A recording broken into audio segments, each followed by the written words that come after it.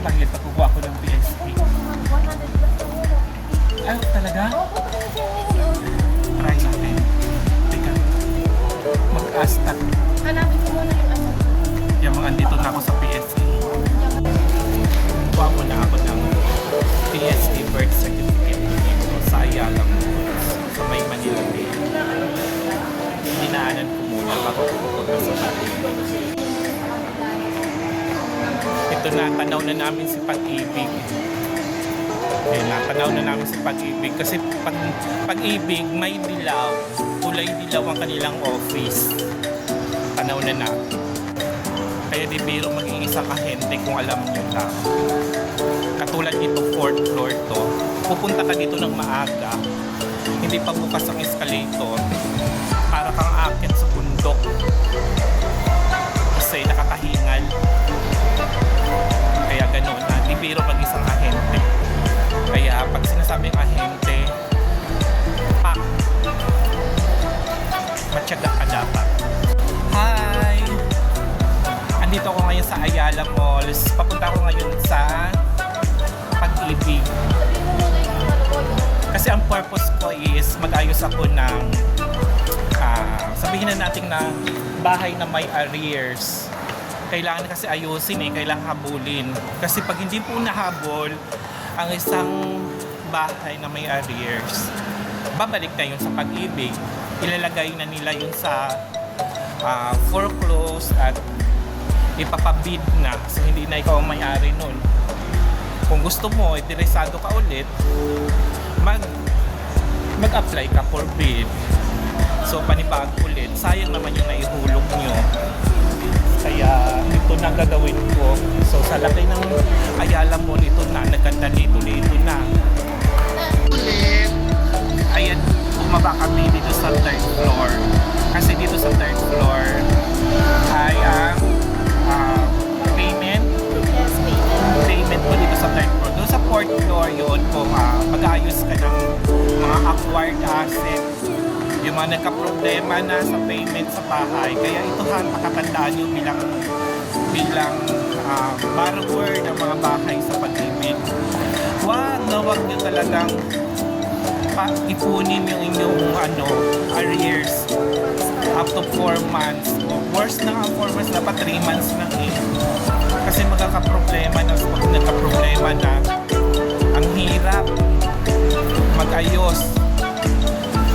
Minsan pa hindi pa nga maayos kasi nasa bidding na siya. Ibig sabihin pag sa bidding na, i-apply mo na as new. So, ikaw na dating first owner, hindi ka na magiging owner. Isa ka na sa mga bidder na mag-apply. Kasi hindi na sa'yo ang bahay. Yun ang the worst. Kaya huwag niyong pahantungin sa ganoon dahil wala na. Kuha na lang kayo ng panibago ulit na unit. Okay? Kain muna kami. Pagod kami. Kailangan nang kumain. So, bababa tayo Ayan, kakalabas ko lang sa Ayala Malls. Kaya, transaction done pero hindi maganda ang nangyari. Kasi yung aking client is yung kanyang unit po na bahay ay under na forbidding yung kanyang bahay. So ayusin na lang kung interesado pa ba siya. Kung hindi na, let go na lang, then kukuha na lang ng panibagong unit. Ayan, kakalabas ko lang sa Ayala Malls. Kaya transaction done pero hindi maganda ang nangyari. Kasi yung aking client is yung kanyang unit po na bahay ay under na forbidding yung kanyang bahay. So ayusin na lang kung interesado pa ba siya. Kung hindi na, let go na lang, then kukuha na lang ng panibagong unit.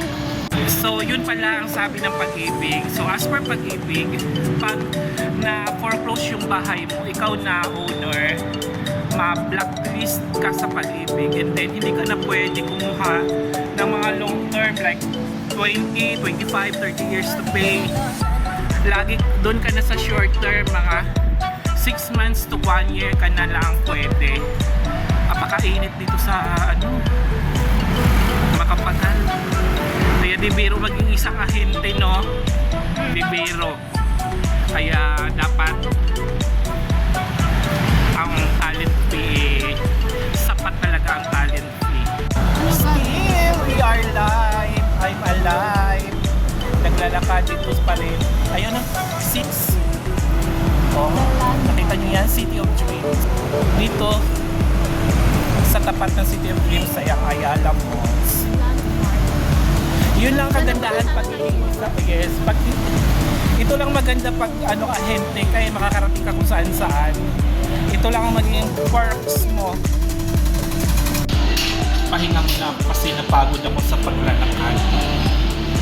Relax muna.